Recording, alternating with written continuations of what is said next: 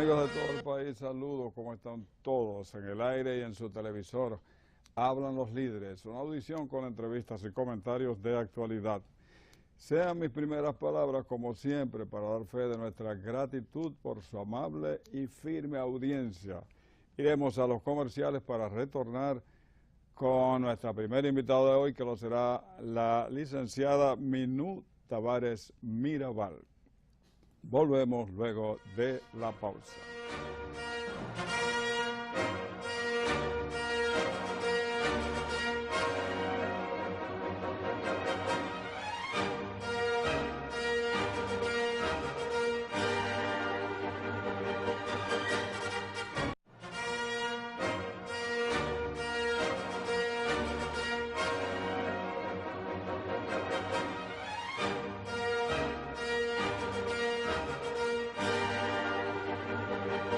Minú Tavares Mirabal, presidenta del partido Opción Democrática y ex candidata presidencial de la República. Bienvenida, Minú. Gracias, gracias. Un placer siempre tenerla aquí, Minú. Eso es mutuo. Siempre. Bueno, y hablar de política, que es lo que hacemos. Hablar de política. Bueno, esta semana... desde la semana pasada vienen cayendo algunas encuestas, unas encuestas que reiteran una misma posición de que el presidente de la República tiene más de un 60% y de que el Partido de la Liberación Dominicana tiene un 52%. Primero la CIT y después la ACISA. ¿Qué opinión le parece a usted estas encuestas? Bueno, a mí no me gusta mucho opinar sobre las encuestas en términos generales y sobre todo en este país donde no hay ningún tipo de regulación con respecto a la veracidad de la información que sirven. De hecho, la propia ACISA que usted acaba de mencionar desmintió esos resultados que fueron dados a conocer. O sea que ya estamos refiriéndonos no solamente a la CID internacional. Es un poco cuesta arriba creer esos números en el sentido de que es evidente que ya la pava aquí no pone donde ponía, que no se puede seguir insistiendo en aquella popularidad que le daba en las encuestas al presidente una especie de popularidad más grande que el propio Jesucristo. Entonces, pero si nos llevamos de eso y de esas encuestas que se dieron a conocer durante varios años y que andaban todas con una popularidad entre el 80 y el 90% de acuerdo a esas mismas empresas incluso, entonces esos números lo único que dicen es que ha bajado mucho la popularidad tanto del presidente como del partido, porque de aquellos números astronómicos a ese número por debajo incluso de los resultados cuestionados de las votaciones del año pasado, entonces hay una tendencia a la baja que se aprecia. Yo señalaría esa tendencia, aunque no les guste, han tenido que maquillar así para que... Pero desde luego... Porque no es verdad que no tiene ningún efecto, que no lo ha tenido todos los escándalos que han sido la marca de la acción del gobierno en este primer año. La marca de los escándalos de corrupción, la marca de las plantas a carbón de Punta Catalina, de la relación privilegiada y protegida con una empresa como Odebrecht, que ella misma reconoció la comisión de delitos condenados por las leyes dominicanas y por las leyes internacionales, y que sin embargo, a pesar de esa confesión, el gobierno ha intentado proteger esa relación con el gobierno y mantenerla hasta ahora, en que las cosas parece que han empezado a cambiar. Pero todo eso tienen necesariamente que afectar la popularidad o la apreciación, la percepción de un gobierno, y en el caso particular de esa percepción afectada se aprecia en las calles del país, que desde hace 8 meses han estado pronunciándose vestidas de verde contra la corrupción, contra la impunidad en la que se sustenta la relación con Odebrecht y la relación y la protección de estos delitos contra los bienes del pueblo dominicano. Sí, eso es la parte más curiosa que uno ve en la situación política nacional, o sea que siendo eso, como usted dice, la marca o la actividad principal de la actividad de la política en el país en los últimos tiempos, el PLD y el gobierno lo ve impertérrito y no hay, porque tenemos que, mientras no haya una encuesta diferente, tenemos que entender que estos son unos puntos de referencia. Y no veo que nadie... Como quieres muy rápido para estar hablando de intención de votos. Sí, pero no veo que... En todo caso, a 3 años de las elecciones, lo único que se puede medir en realidad es la percepción de la popularidad o no, de las simpatías, pero no de una intención de voto. Pero uno no ve, licenciada, que haya una organización que haya capitalizado esto como debiera de ser. ¿A qué usted atribuye eso? Bueno, evidentemente, vamos a ver, hay diferentes razones. Hay evidentemente una política que se ha puesto en un contexto distinto a partir de la Marcha Verde, lo cual es quizás uno de los aspectos más positivos de esa propia marcha. Yo digo que antes y después de la Marcha Verde o después de la Marcha Verde, la política ya no puede hacerse de la misma manera. Es decir, la vara que le ha puesto la Marcha Verde a la política en la República Dominicana está directamente relacionada con el fin de la impunidad y con el combate a la corrupción. Y el combate a la corrupción solo se puede llevar a cabo a través de la sustitución de los funcionarios corruptos, sean electos o designados, por otros funcionarios que no tengan que no tengan sobre sí la posibilidad de caer presos en cualquier momento, para decirlo de manera sencilla. Ese es el primer elemento. El segundo elemento es que esa demanda del pueblo dominicano a través de la manifestación que se llama ese movimiento social conocido como Marcha Verde, es una demanda de carácter político, porque el fin de la impunidad es una demanda política, el combate a la corrupción también lo es. Pero la está haciendo un movimiento social con características muy específicas y que la Marcha Verde las ha cumplido desde mi punto de vista a cabalidad.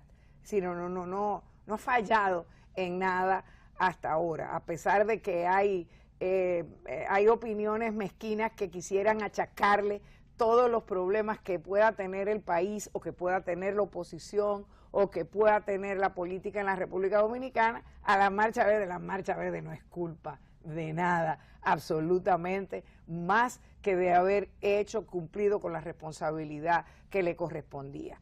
Entonces, ¿en qué situación nos pone eso?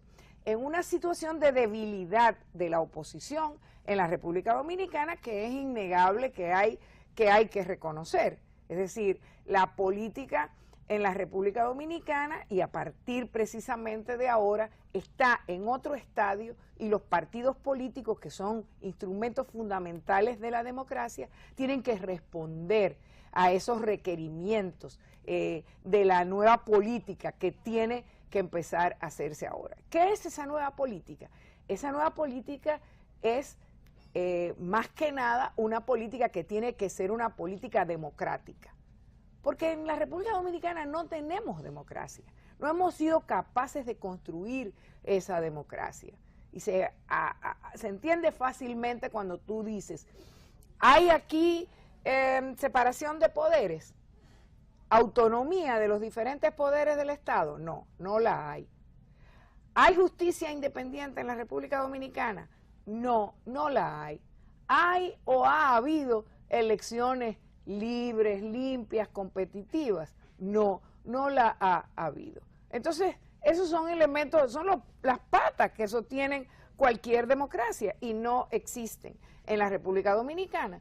Por lo tanto, la política democrática es la que tenemos que hacer para construir finalmente un Estado democrático en la República Dominicana. Pero los viejos partidos siguen de alguna manera repitiendo las mismas conductas, que son conductas antidemocráticas y que son conductas que no están comprometidas con lo que desde mi punto de vista también tiene que ser en este momento, o tiene que ser la conducta que caracterice la acción opositora en la República Dominicana. Y esa tiene que ver con la lucha contra la impunidad, con la lucha contra la corrupción, con la lucha a favor de la justicia en la República Dominicana. Y eso es lo que no se ha hecho. Y por eso la gente siente que las ofertas que tiene son un poco más de lo mismo en todos los casos de esos grandes partidos. Y que no es posible y no se quiere de ninguna manera seguir manteniendo esa complicidad con la impunidad, que es la que ha sustentado la política en la República Dominicana. Por eso, hoy, yo entiendo que la única posibilidad que tenemos los políticos y las políticas que queremos hacer una buena política en la República Dominicana es precisamente con ese compromiso, con un compromiso con la democracia, con un compromiso con ese fin de la impunidad, con terminar con la corrupción, con ese sustento dañino de la política dominicana que ha caracterizado desde 1961 para acá toda la acción, lamentablemente toda la acción política, con ligerísimas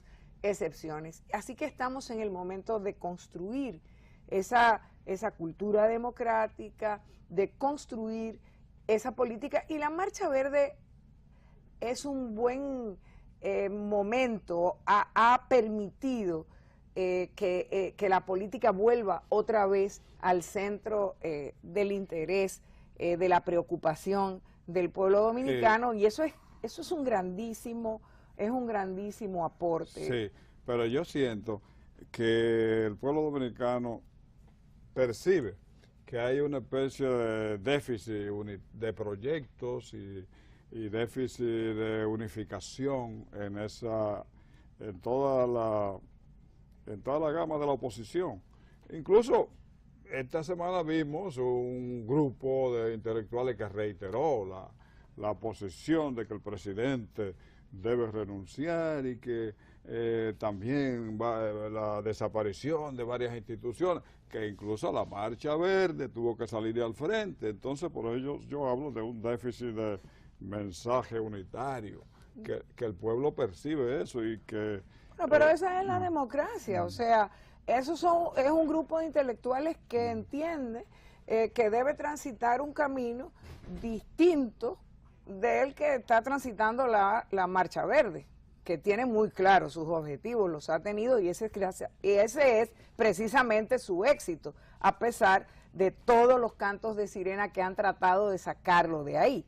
Entonces, yo cuando veo ese tipo de reacción de Marcha Verde, no me queda más que expresar mis ganas de felicitar a Marcha Verde, que bueno, pero como tú puedes ver cuáles son las intenciones del gobierno también, y cuáles son las intenciones de quienes, o de las bocinas también de ese propio gobierno. ¿Por qué?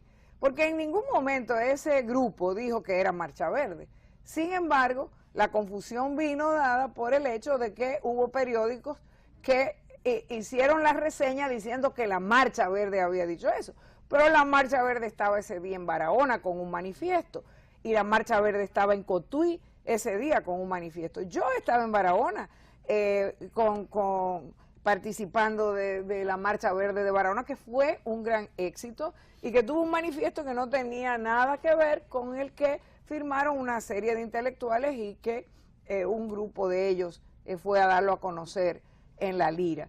A mí me lo fueron a llevar y yo no lo firmé, no creo, no estoy de acuerdo con lo que ese manifiesto postula por una simple y sencilla razón. Los procesos, las luchas tienen un crecimiento, un desarrollo que tú no puedes desconocer, que tienes que respetar. Entonces, antes de tú decir que tiene que renunciar el presidente o que hay que destituir al presidente, hay que ver a dónde y a causa de qué y en qué proceso se va a demostrar la complicidad, la participación de Medina en todos esos hechos sobre los que nadie duda, porque eso es importante también que lo tengamos claro. Aquí nadie, empezando por el propio partido en el gobierno y por los propios funcionarios, dudan de que esos hechos ocurrieran. Los sobornos de los 92 millones, las sobrevaluaciones, ¿quién duda eso? Todo el mundo aquí sabe que eso ocurrió. No, ahora lo que pasa es que no aparece que nadie es culpable y no se quieren aceptar la culpabilidad. Bueno, hay una confesión de la empresa. ¿Y qué hizo el gobierno ante esa confesión? Llegar a un acuerdo con la empresa para pasarle por encima a los compromisos internacionales y a las propias leyes dominicanas que le garantizaran mantener esa relación con esa compañía confesamente delictiva. Entonces, se las agenciaron para eso. Al final no les ha resultado y ahora están sufriendo las consecuencias de el tipo de contrato que firmaron con Punta Catalina, por ejemplo, en este caso, que tiene las mismas cláusulas que Odebrecht, acostumbrada a tener contratos para sobornar, o gracias a los sobornos, se encargó de ir firmando a través de todos estos años, porque era un modus operandi el que tenían. Firmamos contratos con una suma, por una suma determinada, y dentro de un año o dos, entonces negociamos un adendum para aumentar los costos de esos contratos que ya estaban sobrevaluados, porque los sobornos se daban para que se aprobaran las sobrevaluaciones. O sea que era un comportamiento delictivo reiterativo.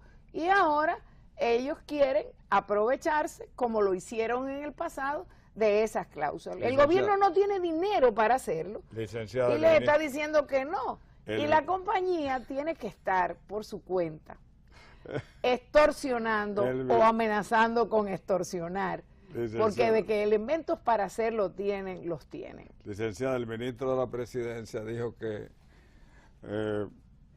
que Danilo no va a la reelección presidencial.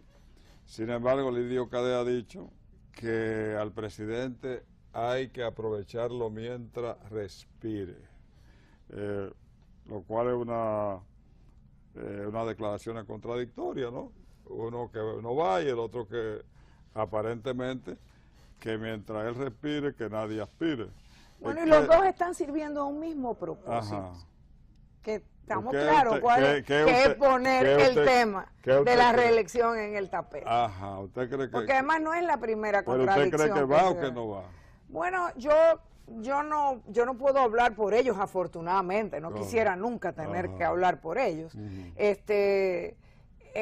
Yo pienso que lo que están haciendo es tratando de poner el tema sobre el tapete, con el objetivo de que de que se empiece a hablar, de ir creando las condiciones para que se vaya viendo como una posibilidad lejana o cada vez menos lejana, y que al mismo tiempo sirve para desviar la atención sobre lo que el gobierno no quiere que se toque y que se hable, que es el tema de su complicidad, de su involucramiento con los sobornos, con la sobrevaluación, con el robo de que ha sido víctima la República Dominicana, el pueblo dominicano, en el caso de su relación con Odebrecht y sobre todo con Punta Catalina, que es el cuerpo del delito, como muy bien grita el pueblo en las marchas verdes. Entonces, eso es lo que no quiere que se toque. Y el tema de la reelección es un tema que le sirve de varias maneras, como acabo de decir. Entonces, eso es, da vergüenza. Tú escuchas, por ejemplo, esa expresión del señor Cadet, y no tiene nada que envidiarle a la que hubiera dicho el más lambón de los ministros cuando la era del tirano, cuando la era del Trujillo, nada que ver, parecería que estás leyendo cualquier periódico de la época. Entonces, es una lástima para la República Dominicana, es una expresión verdaderamente triste de la falta de democracia que aún padecemos. Padecemos. Porque no parecemos, tenemos sufrido. Por último, licenciada, ¿qué está haciendo Opción Democrática políticamente? En este momento, nuestro trabajo es hacer política. ¿Y qué es hacer política? Es estar en contacto con el pueblo, es visitarlo. Política democrática significa convencer, trabajar en esa dirección directamente, con nuestra participación de la acción política en los diferentes barrios del país, a través de las reuniones, con los recursos que tenemos, llevando conciencia al pueblo dominicano de la necesidad de que construyamos finalmente el desarrollo, el progreso, la democracia en la República Dominicana. Estamos participando militantemente en todas las actividades de la Marcha Verde y estamos participando también hasta ahora con los partidos de oposición en la demanda de que se construyan las garantías electorales, políticas necesarias para que aquí pueda haber elecciones en el 2020 menos traumáticas, menos fraudulentas que las del año pasado. Entonces, esa es una responsabilidad. Y estamos también, por supuesto, continuamos con nuestra demanda de que se reconozca nuestro partido cuyos derechos fueron violados a través de una decisión de retaliación que llevó a cabo la anterior Junta Central Electoral y que violó nuestros derechos. Así que ahí estamos y vamos a seguir y nosotros lo apoyamos. ¿Qué estamos haciendo? Sembrando, porque este país es un gran jardín, que hay que cuidarlo, que hay que regar la tierra, que hay que llenarla de fertilizantes y que hay que sacarle la mala hierba para que pueda florecer y fructificar los mejores intereses del pueblo dominicano. Gracias, licenciado. Amigos, ha sido la participación de Minú Tavares Mirabal. A ellas gracias por venir y a ustedes por mantenerse ahí. No se vayan porque volvemos con otro invitado. Gracias, licenciado.